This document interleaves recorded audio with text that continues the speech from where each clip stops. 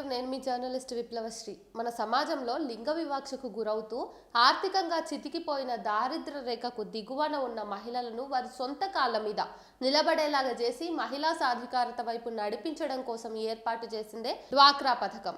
అయితే ఏ లక్ష్యం కోసమైతే డ్వాక్రా పథకాన్ని ప్రవేశపెట్టారో దానికి భిన్నంగా ఈ సంస్థలో పనిచేసే మహిళలకే రక్షణ లేకుండా పోయింది.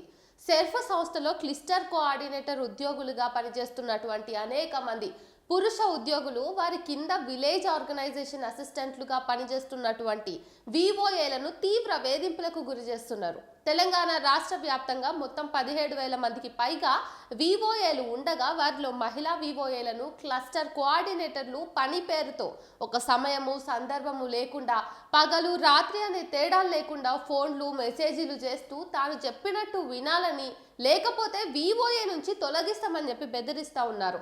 లైంగిక వేధింపులకు పాల్పడుతున్నారు. సెర్ఫ్ సంస్థలో పనిచేసే అనేక మంది మహిళా విఓఏలు ఈ విషయం మీద వాపోతున్నారు. గ్రామీణ ప్రాంతాల్లో మహిళలు చిన్నారుల మీద లింగ వివక్షను నిర్మూలించి వారిని అభివృద్ధి చేయడానికి డ్వాక్రా అంటే development of women and children in rural areas కార్యక్రమాన్ని ప్రారంభించారు. అయితే ఈ పథకం మొదట డ్వాక్రా పేరుతో ప్రారంభమైనప్పటికీ కూడా సందర్భానుసారంగా ఈ పథకం పేరును వెలుగుగా ఐకేపీగా మార్చారు. ప్రస్తుతం సెర్ఫ్ అనే పేరుతో ఈ సంస్థ కొనసాగుతుంది. ఈ పథకాన్ని 1982లో అమల్లోకి తెచ్చి మొదటగా దేశవ్యాప్తంగా 50 జిల్లాల్లో పైలట్ ప్రాజెక్టుగా ప్రారంభించారు. ఆ తర్వాత దేశంలోని అన్ని జిల్లాలకు విస్తరించారు.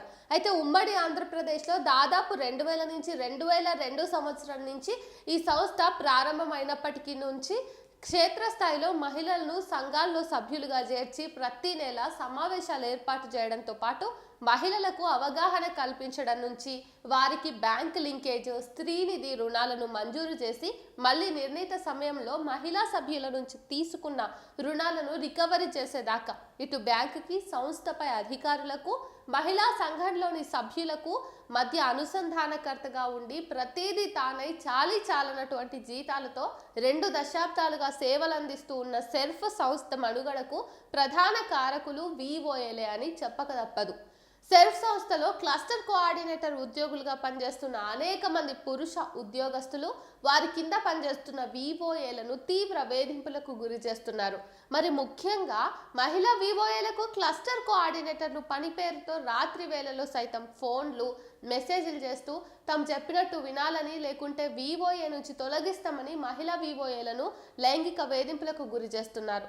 ఇందుకు ప్రధాన కారణం విఓఏలకు ఉద్యోగ భద్రత లేకపోవడంతో పాటు వారి జీతాలు సంఘాల గ్రేడింగ్ పై ఆధారపడి ఉండటం. ఇదే అదునుగా భావిస్తున్నటువంటి క్లస్టర్ కోఆర్డినేటర్లు వారికి సహకరించిన మహిళా విఓఏలకే ఫేక్ గ్రేడింగ్లు ఎంట్రీ చేసి ఏ లేదా బి గ్రేడింగ్లో వచ్చేలాగా చూపిస్తూ ఆడిట్ సమయంలో ఆడిటర్లుగా వచ్చిన సంస్థలోని వారితో సఖ్యతగా వ్యవహరిస్తూ ఆన్లైన్లో ఉండే నివేదికకు మాన్యువల్ రికార్డులను ఏ సంబంధం లేకుండా పనిచేస్తున్నారు.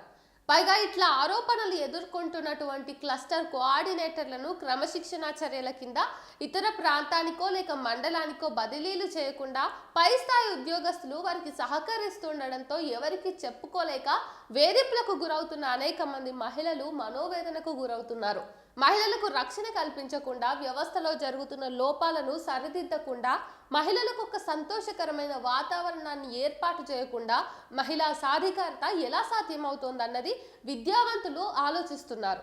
ఇందుకే మహిళా శిశు సంక్షేమ శాఖలో సిడిపిఓ, సూపర్వైజర్ లాంటి ఉద్యోగాలలో పూర్తి స్థాయిగా మహిళలతోనే నియామకాలు భర్తీ చేస్తున్నట్టు సెర్ఫ్ సంస్థ కూడా మహిళలకు సంబంధించింది కాబట్టి ఈ సంస్థలో ఉండే పురుష ఉద్యోగుల్ని ఇతర శాఖలకు బదిలీ చేసి పూర్తి స్థాయిలో మహిళలతో నియామకాలు చేపట్టాలి.